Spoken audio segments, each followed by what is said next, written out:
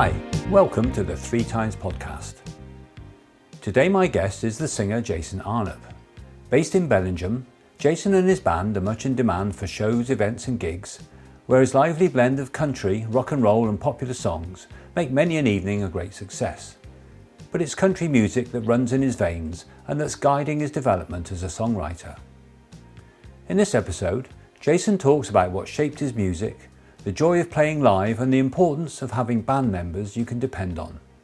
We look at the necessary work that the audience never sees, the practical business of making a living as a musician, and consider some tips for developing musicians. There are 3 of Jason's songs in this episode. His new single Cowboy Run is out in early October and signals the direction Jason sees his music going in the future. Zoe is a deeply personal and moving song that he wrote for his sister. The last song, Girl I Know, does not have a release date at the time of recording, but it's sure to be a live favourite thanks to an epic chorus that will have the audience joining in with arms waving. You can find Jason's music on the usual streaming platforms and on YouTube. Information about his gigs is on his website, jasonarnupmusic.co.uk, and there you can buy his 2 CDs, It's a Little Too Late and Jet to the Promised Land.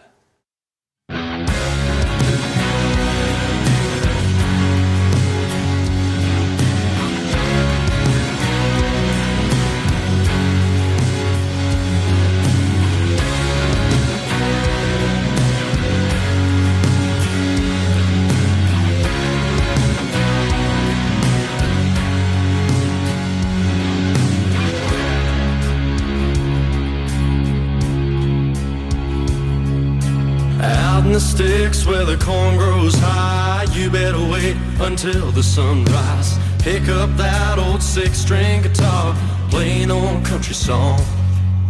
You can't wait till you get your pay. I'm telling you, man, it ain't your day. So get in the truck and hit the gas. You better take off fast. Torn up boots and faded blue jeans, you're a nightmare of a cowgirl's dream, causing trouble in every town. You better run before a bullet hits you down. You can't run, but you cannot hide. Won't come out alive. I'm telling you, cowboy, run while the sun still shines.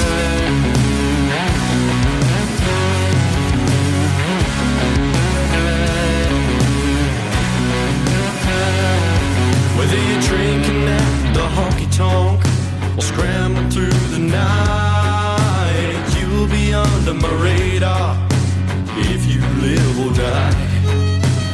I won't need to shoot you down, there's someone out there who will. So listen up here, cowboy, and take that horse for a ride. Torn up boots and faded blue jeans, you're a nightmare of a cowgirl's dream, causing trouble in every town. You better run before a bullet hits you down. You can't run, but you cannot hide. Won't come out alive. I'm telling you, cowboy, run while the sun still shines.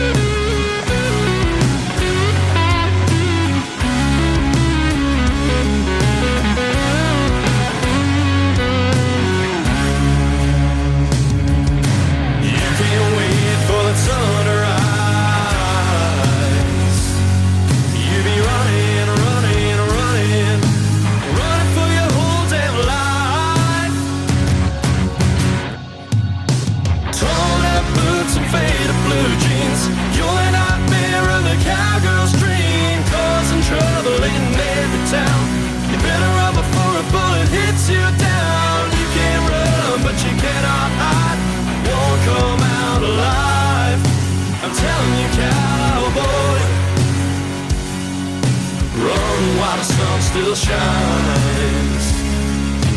Torn up boots and faded blue jeans, you're a nightmare of a cowgirl's dream, causing trouble in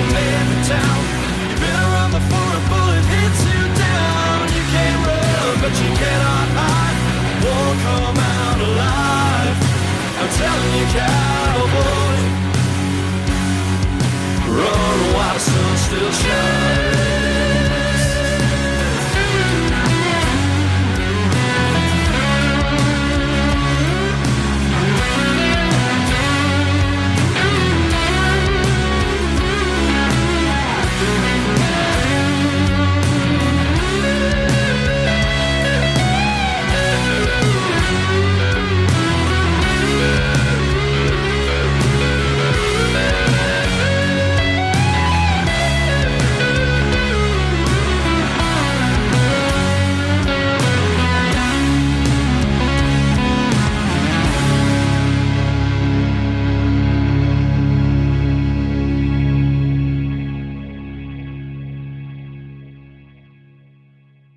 Jason Arnup, thank you for talking to Three Times Podcast. Thank you for having me. How do you describe your music? Oh, that's a good one to start. Versatile, I'll say that. A bit of everything. Anything from country, rock and roll, pop, bit of indie, bit of light rock. Literally quite a lot of genres that we cover. So yeah, it's very versatile, I would say. Yeah. So that applies to your live music, as I understand it. You've got 2 CDs out. Your first one is covers of country standards and classics. Some I haven't heard of before. Yeah. And your second one has got several of the originals on. Yeah.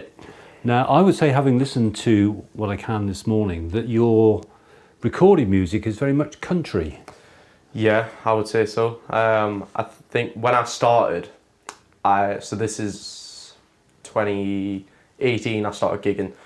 So just before COVID, I was busy touring with had plans to tour with a band from Ireland. A good friend of mine called Paul Kelly, who's also a country singer, he kind of mentored us for a couple of years, took me under his wing, and so I recorded a load of country covers, because that was kind of the route I was focused on going down, was more that the Irish sort of scene, the Irish country scene.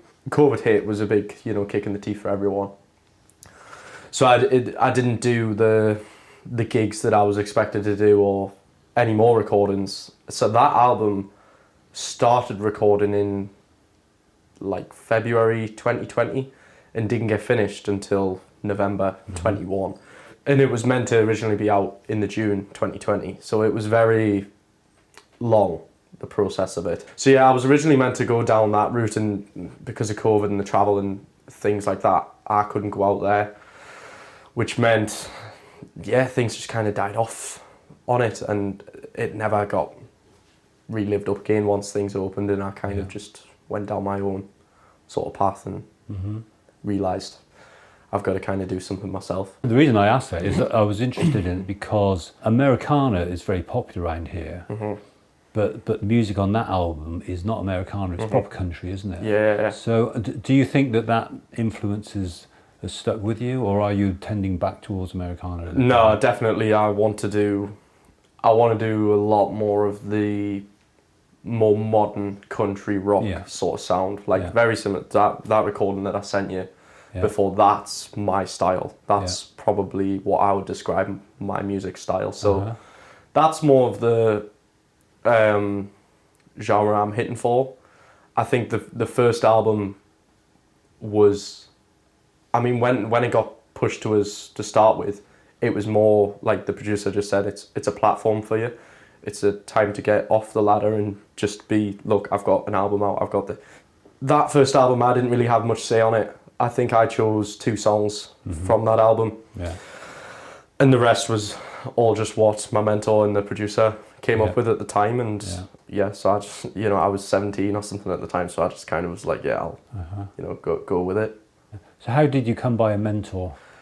Bellingham show, yeah. So I did a spot there at Bellingham, and the organisers, Fiona and Richard and all the gang there, they booked Paul from Donegal in Ireland to come over, and that's where I met them. And they heard me singing these country songs, and they were like, who are you? Pretty much. So that's how I met Paul, and that's how that first album came about. So from my own, town. It's crazy how the connection kind of came around. So how did you first get interested in music? My great granny, believe it or not. Yeah. So my mum's big on the music, as well as my granny and my dad as well. No one in my family's musical, which was really strange. So I don't know where I've got music from. Not too sure. I know my great granny played a little bit of piano, and that's about it. But my great granny, she lived about 3 doors along from us, and I used to go along to her house with Dad's old records and would play the likes of Elvis and Shakin' Stevens and Johnny Cash and all that on her record player. And I used to host concerts when I was like 6 or 7 and charge my family to come in the dining room and listen to us. So yeah, my great granny got us massively into music, and then my granny and my mum and my dad as well, just influenced around music. But also being young and having the social media was just kind of kicking off when I was a really young teenager. So obviously you had all the chart hits as well at the time. So I had a mix of like Elvis and Shaky and all of this, and then I also had a mix of Ed Sheeran and Eminem, and like it was just a massive mix of music, really. Yeah. So yeah, but I've always loved it, always. And so that, presumably that's where you got your taste for performing. Yeah, Elvis, I would say, is probably just used to sit and watch him, watch his band, and I was like, wow, like I'd love to do that. It was weird because I never grew up thinking I was going to be a singer, I was going to sing for a living. I never thought of it like that. And even up until I was probably 13, 14, I didn't know what I was going to do. So yeah, it was kind of just the last couple of years of high school I found out I could kind of half sing, and went from there, really. So what made you actually get up and do it? You remember? No, do you know what? I've never had fear in terms of performing or nerves or nothing like that. I've always just been ambitious. So yeah, do you know what? Like asking about live performance and feelings of live performances and things like that, I don't really know, because I don't honestly feel any sort of like question marks or any like anxiety over it or anything like that. I've never been that sort of person. I've just kind of got up and just done it. There's a note on your website saying you are confident and you've got stage presence, and that's obvious from your videos. You can just tell that you're standing up there and you're kind of in command, and that just came naturally to you. Yeah, I just love it. Like for me, it's such a, playing live music is so free. It's freedom. It clears your mind. It clears everything. It's just a kind of this, like, you're stuck in a gateway and you're locked in. You can't get out of it. And you know, honestly, if you've had one of the worst days ever, and you end up, you know, having to go and sing, for me, that's great, because I forget about it when I'm about 3 or 4 songs in. Yeah, no, I've always had ambition to get up and to go. So how did you develop your career from coming back from Ireland and post-COVID? Quite difficult, to be fair, because I ended up working at a factory doing shifts, and that really brought us to reality. And I was like, wow, this is, you know, the way that everybody else lives. The gigs started picking back up a little bit. Obviously, all the rules with COVID were hit and miss. And I can remember I did a ball one night, and then I had like a work the next morning at about 7 o'clock, and I was just like, I do not want to do that. I just want to do the music. So I ended up just quitting the job, and you know, I just wanted to be better in myself. I think once I left that job, though, I was in a relationship at the time. I became very lazy. I became very, very lazy. And I kind of got out of that relationship and realised that I wasn't doing anything for myself. I was kind of just doing a few gigs here and there, and nothing was ever coming of it. So I kind of got out of that relationship and moved forward, and it was probably the best thing I did for myself, because I started writing songs again. I started being more interacted with the gigs. I started being more organised with myself as well. So yeah, I'd say that laziness probably came into my cycle in sort of when I was 19, 20, 21.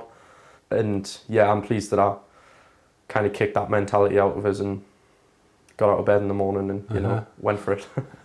So yeah. And how did you go about getting gigs? Again, that's another question that I've been asked a few times, and I can't tell you how I've got all these gigs. I honestly don't know. Like, I have to credit one guy, and he's called Josh Buchanan. He was one of my brother's friends at school, and he got me a gig in the Cheviot in Bellingham, just in the local pub, when I was maybe 14.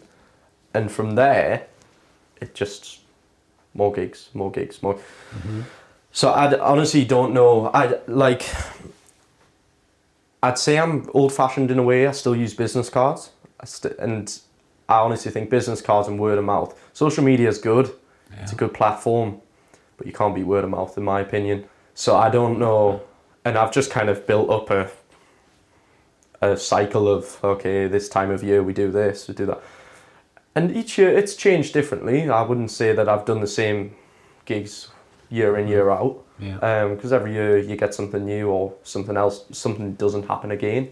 And now I'm at the stage where I'm doing a lot, maybe too much. But yeah, I honestly, I don't know. So like if there is anybody, you know, 15, 16, starting out like I was, I would just say you have business cards, and if you are good enough and you're ambitious enough, then you will get bookings. But yeah, it's strange because I've never had to go through an agency really, or had to demand gigs from venues or anything like that.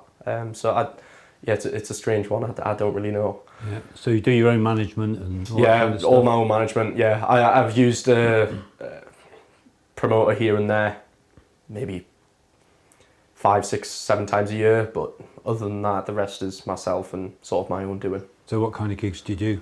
All sorts.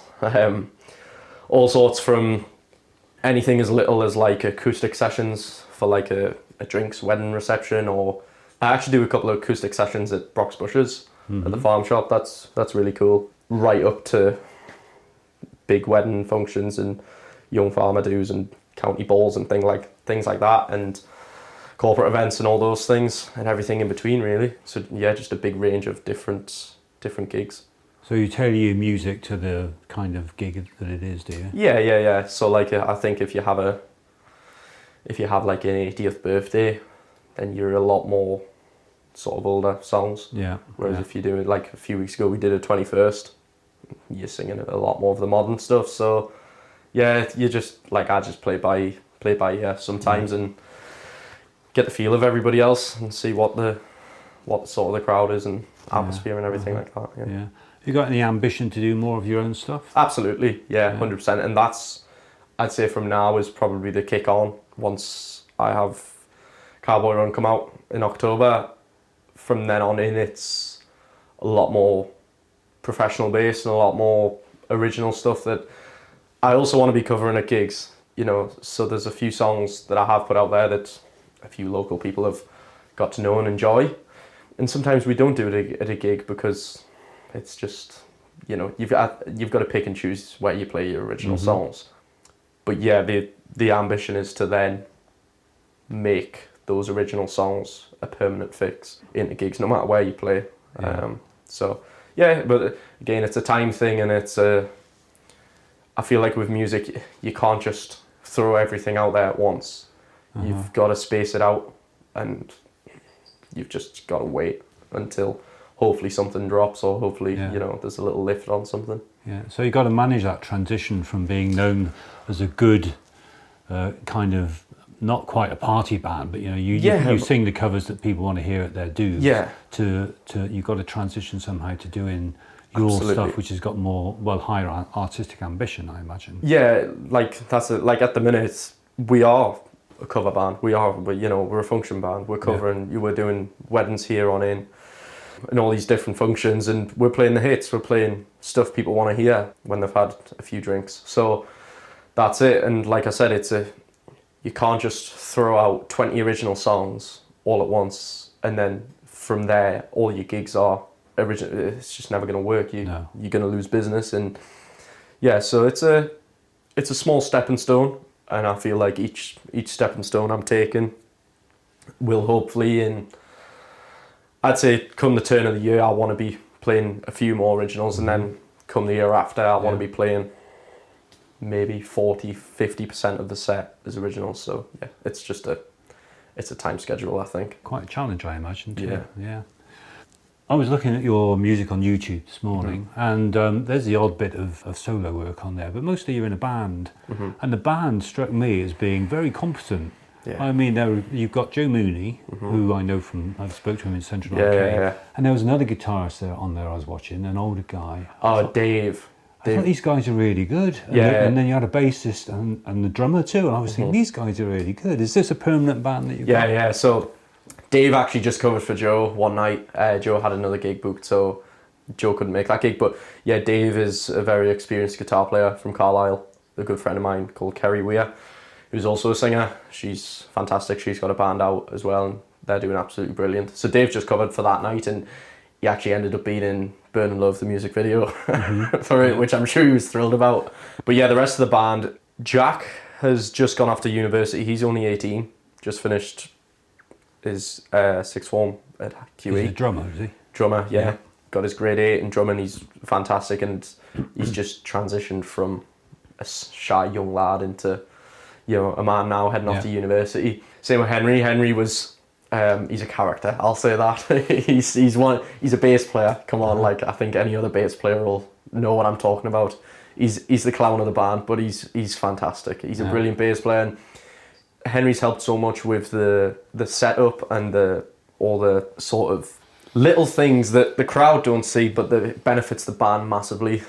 Having certain bits of equipment, he's really done a lot, and I can't thank him enough for that. And Robert, who is the old guy in the band, he's 50 something. Yeah. He's played in bands for years, done blues work and original pieces, but he loves just getting out there and playing, and it's fun. And Robert's just sensational. He's like Joe, he's a sensational musician. So yeah, and they've really, from Ad and Joe, originally it was just me, Jack and Henry, so it was just the three of us.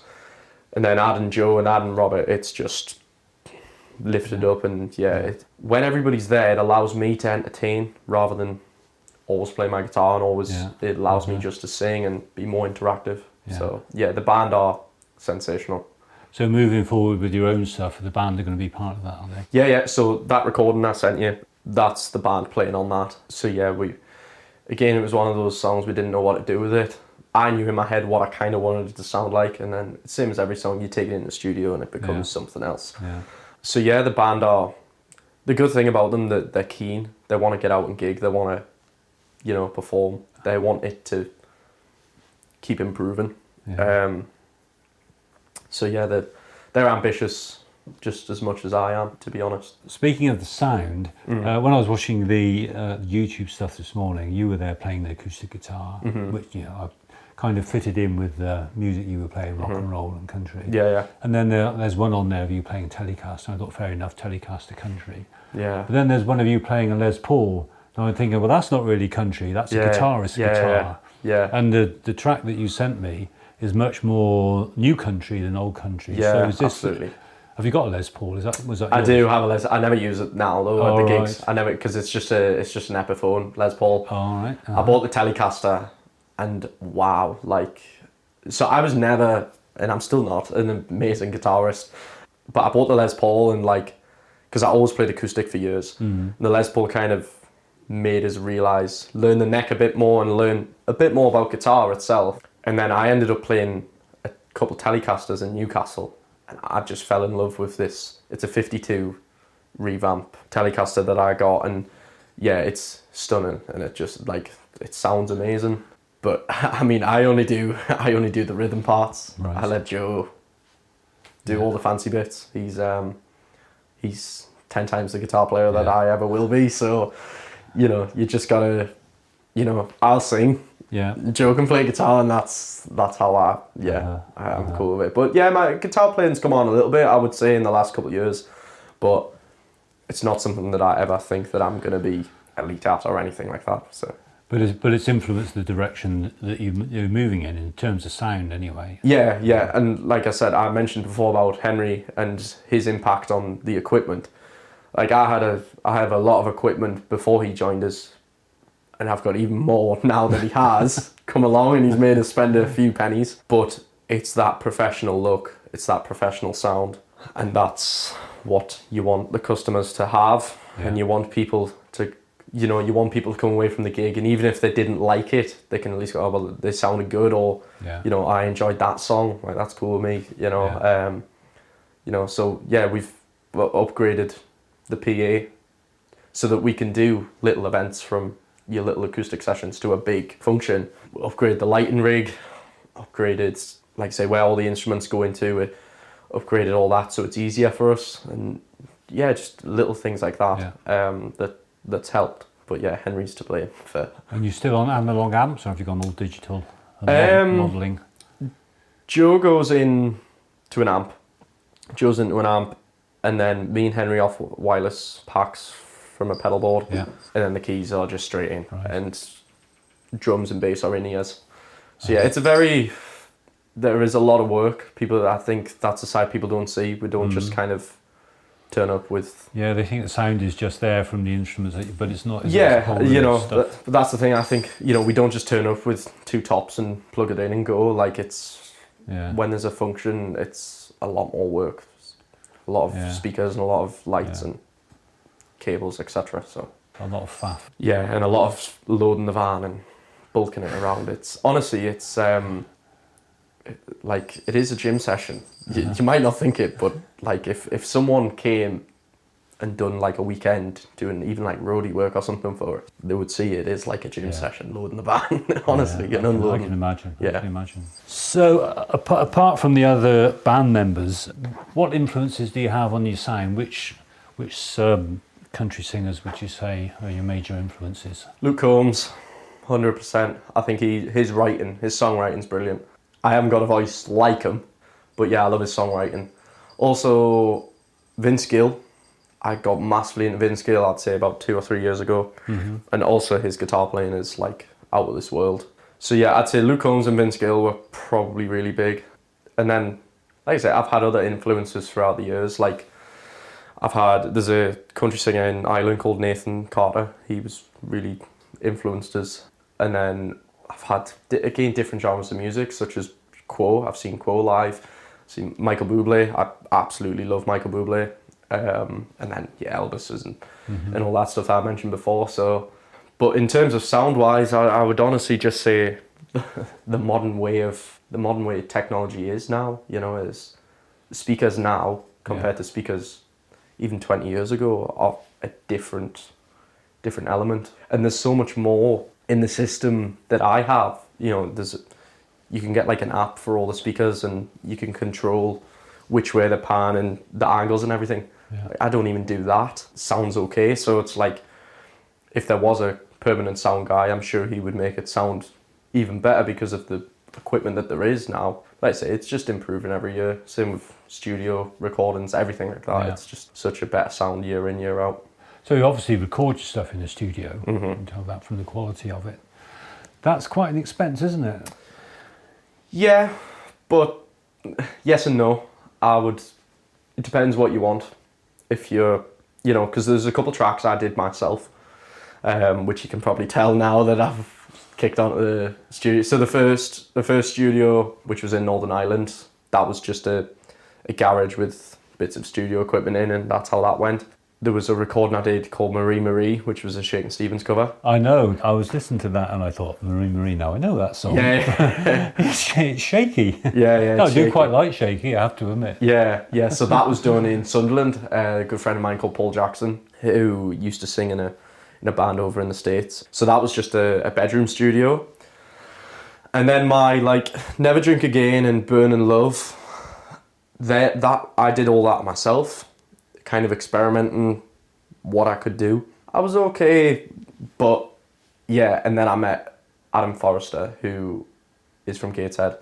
He has a studio up at Thropton. He's brilliant, absolutely brilliant. He's got 13, 14, 15 years experience, worked with top people, in the business, and you know his fees aren't bad at all, one bit. And he's not only that, he's just a really nice guy, and he's so laid back. But he's also, when it comes to work, he wants the best, and he'll get the best. And that, I think that's someone you need. You don't want somebody who's, you know, arrogant or someone who doesn't want to be there. Yeah. Adam loves what he does, and yeah, I'm really happy with Adam. And there's a few recordings that I've sent you that Adam's done, and yeah, he's just brilliant. So I feel like if you have someone like that, it's a good mind easier for you as well, because you know the work level that you're going to get, which is great. Well, the reason I ask is, also I mentioned the word investment. I mean, you're making some money, probably reasonable money, but a lot of it must go on your expenses, and then you've got to pay for the recordings. But it must be hard to get to recover that money from CD sales. Yeah. Yeah. Do you know what? I was actually at a gig on Friday, and there was a few people at the gig, and they were saying, what's the most profitable way for you to make money from your music? And I said, like, CD sales, which never happened. You know, I've still got a few hundred copies of my first album in house, but you know, in terms of, you know, the problem is now cars don't come in, cars or vehicles, modern vehicles do not come with any CD player. Nobody probably under my age has any CD players. You know, and they're just becoming so out of fashion, and all this streaming, unless you're hitting millions of streams, you're not going to get remotely close to what you would have made maybe 30, 40 years ago. So it is what it is. You know, I'm not going to kick up a fuss because times have moved on. It's the same with everything though. You know, people go on about phones, but like, you have everything on your phone.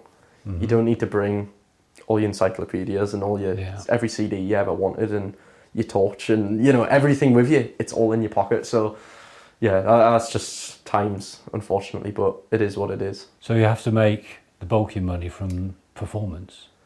Yeah. I'd say unless you get a song out there that hits big, like I personally have to rely on gigs. Like I'm delighted I can do what I can do, but like I said before, there's a lot of work that people don't see, that, you know, some people understand it and some people just think you turn up and you click your fingers and everything works. And yeah, I wish it was half like that, because it's not. There's, like I said, there's a lot of work behind the scenes that no one sees.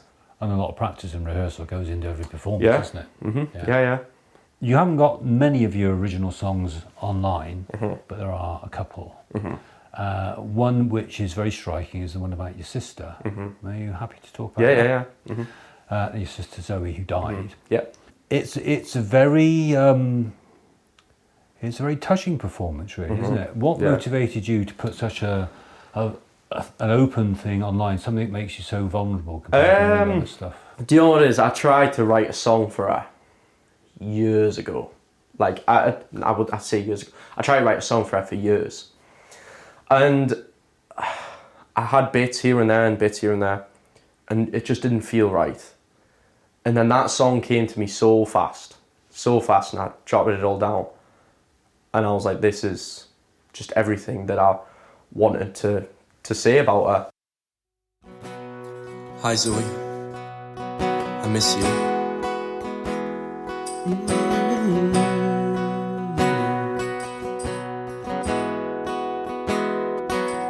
It was a cold, frosty day when God took you away. It was December 24th in 2008. But as I cried with my dad, for years I was sad, 'cause losing you was something that could never be healed.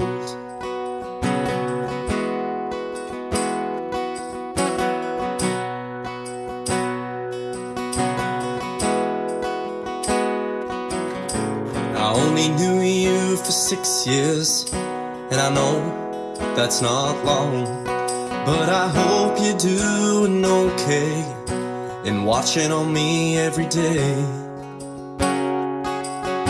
But my mom told me on the night that you passed, Dad came downstairs and said, yeah, she's gone.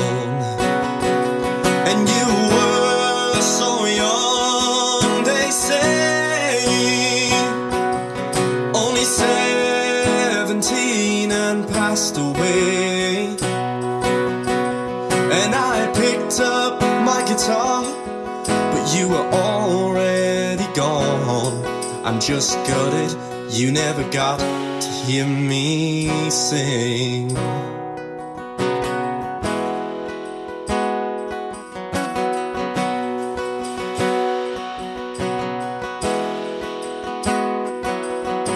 And now since you've gone, my life's been up and down, but it will never ever be as happy again. When I said goodbye with the tears in my eyes, knowing I would never see you again. You were so young, they say, only 17 and passed away. And I picked up my guitar, but you are already gone. I'm just gutted you never got to hear me sing. Yeah, yeah.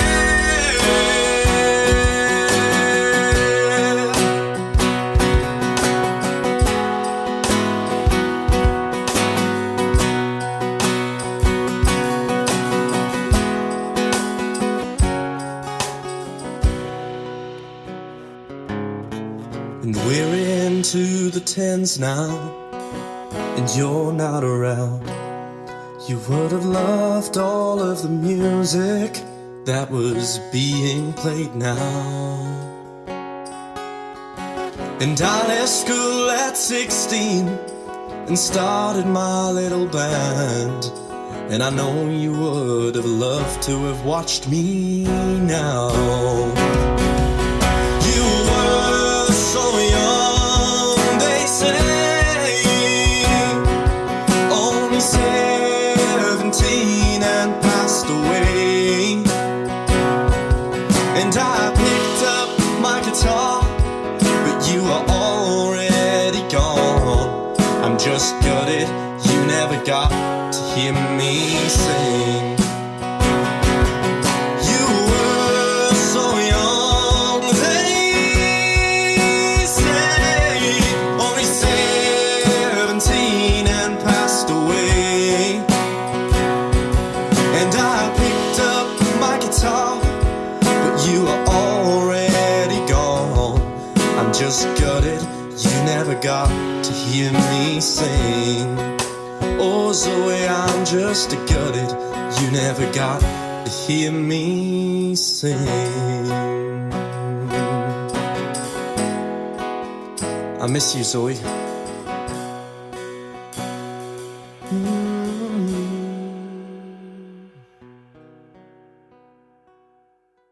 You know, I feel like in that song I don't specifically describe what happened to her, but I just describe the way I was, the way my family was, the way how old she was when it was.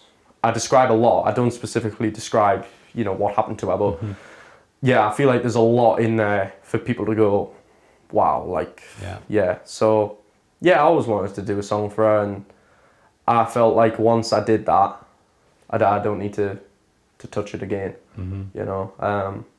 But yeah, you know, she never got to hear us do any of this, so... and she was the oldest. I've got two other brothers as well. She was the oldest of us four at the time, and she probably had music influences on us. I was very young when she died. It's just one of those things that I knew I would have done, but for years I just never got the right song, and then just within a couple of days it just all came. So yeah. And are you able to perform that, or is it a statement that you've made and you're leaving it there? I have sang it before live. Again, it depends on the audience. If you're doing a 21st, you're not going to do it. No.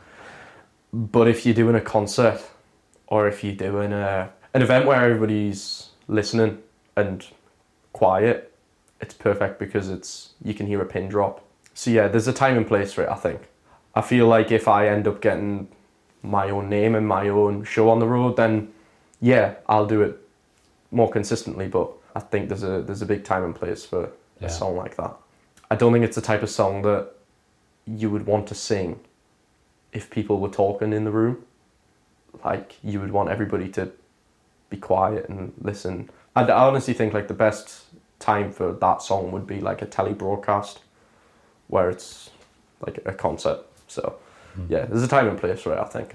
Yeah. And have they had any feedback from people who've heard? Yeah. Like a couple of our friends were just, broke in bits about it, and same with, partly members of my family and just people that knew her. I think it wasn't so much a song that I wanted the world to hear. I just wanted people that knew her to hear something that I'd done for her, and yeah, it's all been lovely feedback that I had from it, and people had their moment from it, which is all I kind of wanted from it. I didn't want it to be this huge thing, because I'm not the only one that's lost siblings. No. I'm not, there's other people I know that have lost siblings and everything like that. So yeah, it was just more, and if people that did know her, they could go to it, and whenever they're thinking about her, they could go to it, and it's there. But it's your ability to express that in song that makes you an artist, isn't it? I'd say so. Yeah, I would. Again, it's hard to write a song, but I feel like I have got the drive and the talent to do it. Yeah, I just need to keep doing it, So more generally, where do the ideas for songs come from? Good question. A lot of them Cowboy Run came from going on a walk up to a waterfall. Don't know where it come from. The song Summertime that I put out, that was wrote in my house in December with all the Christmas decorations, because I was obviously fed up with winter. Never Drink Again was because of one of my mates was absolutely hanging after a night out, and he was like, I'm not drinking ever again, and it just came. So yeah, there's an occasional thing that like someone would say to us, and I'd be like, oh, that'd be a good song title. Do you write it all down on your phone? And yeah, I put it in my notes, and I try and like, what I'll do, I'll put in brackets a couple songs that it could be related to, so I don't forget. So I try and pick maybe like 2 or 3 songs to balance it around and pull bits from. So yeah, it's I don't know how it all comes together, but it does somehow. And are you a words man first or a tunes man first? Words. Words. Yeah, definitely. I like to get my first verse and chorus, or first verse, pre-chorus, chorus. And I think once I have that, I'm away. I will finish the song. But yeah, it's just getting those key things. And then I don't like songs that rhyme all the time. It drives me nuts. Like, it just drives us absolutely crazy. I try and back off the rhymes, or I try and back off predictability in the songs. Just try and make it a bit versatile and shove a middle 8 in there and see what happens, So any more songs imminent? That one that we're going to play in the podcast is coming out when? So Cowboy Run will be out the 10th, I think. 10th of October. Yeah. There'll be a music video for it a few weeks after that as well. Yeah, there's a couple more songs that I've recorded. I recorded a song called The Girl I Know, which is it's just a country, easy listen kind of song. I wrote a song the other day called The Tower of Love, which is based around a couple in Paris, which is quite interesting. So I'm yet to put that into the studio to see what happens with it, but that'll be a song I know for definite in the future will come out. I've re-recorded Never Drink Again. Wanted kind of a better version of it. I feel like I have done something else as well. I can't remember off the top of my head, but yeah, there'll be a few. I feel like I'm planning on putting an album out sort of next spring time. Yeah. And there'll be a handful of original songs on there as well as some covers. Yeah. So So you still see the album as the art form? Yeah, I would say so. In terms of profile, yes. In terms of profit, no. If somebody goes on your iTunes, or it's not even called Apple Music, Christ. If somebody goes on the Apple Music or your Spotify or Amazon or whatever platform it is, and they see an album, and then they see another album, it's very, oh, okay, he's got a bit of music out. Yeah. So Yeah. it's just, again, like, just trying to build up that platform, which again takes time. Time. You can't just put every song out at once because people aren't going to hear it. So it's best to space it out. Yeah. And what other plans have you got for the next? Well, for the winter, really. I imagine this is a busy time. Yeah, I mean, my summer was crazy busy. This year alone has been really busy in terms of gigs. It's been probably a little bit too busy. I'm not going to lie. September's slightly quieter, and October's steady. November is crazy, and my Christmas is always crazy. So, it's a lot of looking after yourself and just taking week by week and making sure you're on track for everything and making sure everybody's ready.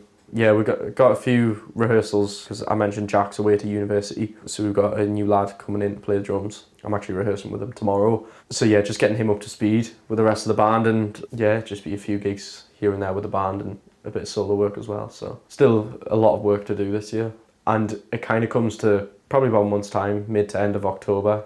I then start planning my 2026 show.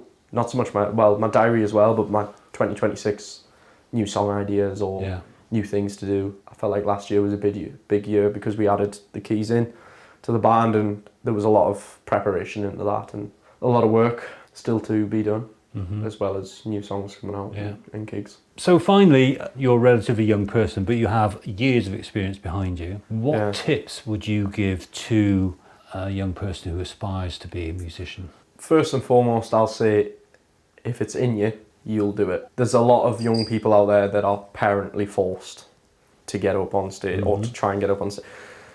I was never that kid, so I wanted to get up. So I feel like that's the first thing. If you want to do it, you'll do it. The second thing I would say would be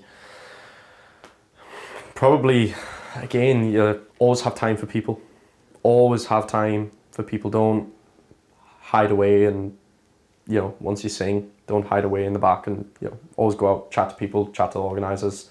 And again, business cards is probably the best thing as well. If you're wanting to do like gigs, and just go for it, just all in, go for it. That's all I did.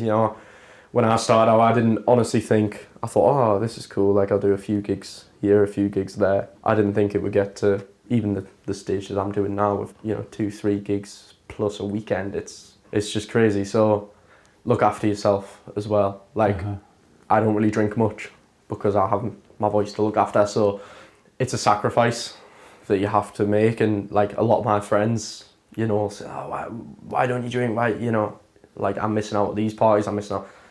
But that's a sacrifice I've made and that I've had to do. So yeah, I would honestly say, if it's in you, you will kick yourself and you'll do it.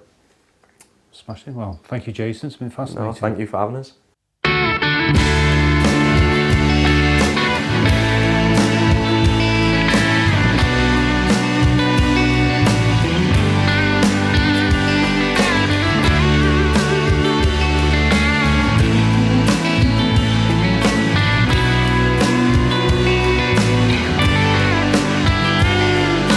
Sunset low in a pretty sky, truck parked up on a summer night, music turned down out this town. You're the only girl I want around. It's been great the last few months, knowing you where you're from. Feel like there's always a bond, so kick your feet up, we'll cruise along. Stopping for you with every stop sign, just want to know that you're worth my time. And baby, let's do it tonight. Oh, the perfect soul won't find me another, can't walk this road alone. Girl, I know, she's got a heart of gold, just like in the movies. This time she got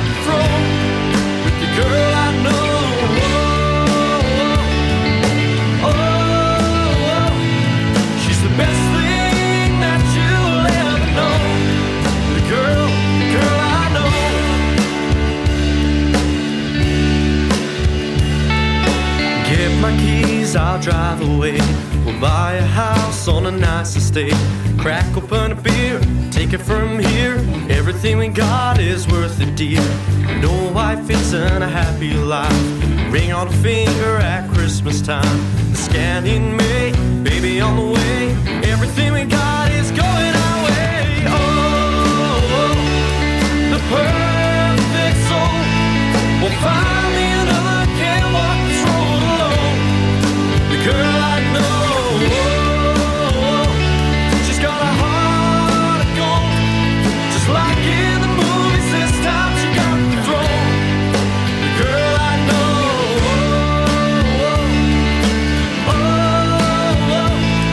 she's the best thing that you'll ever know. The girl I know.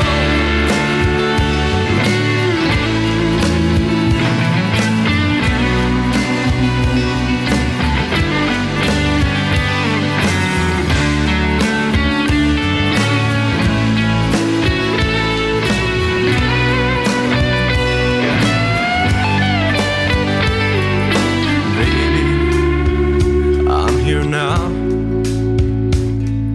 tell me we'll make it through this lifetime. Oh, the perfect soul won't find me another. Can't walk this road alone. The girl I know, she's got a heart of gold. Just like in the movies, this time she got the throne. The girl I know,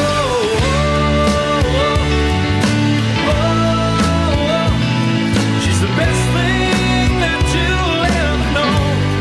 The girl I know, the perfect soul won't find me another. Can't walk this road alone. The girl I know, she's got a heart of gold. Just like in the movies, this time she got the throne. The girl I know,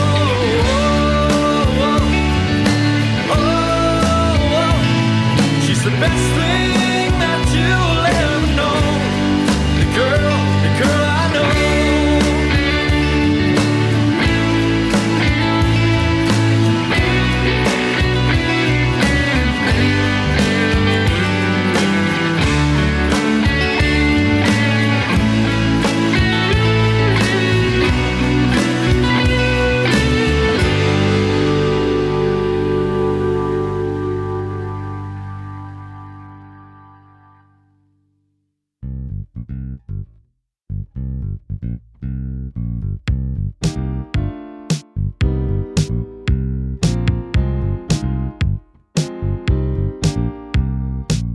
Thanks for listening to the 3 Times podcast. I hope you enjoyed this episode.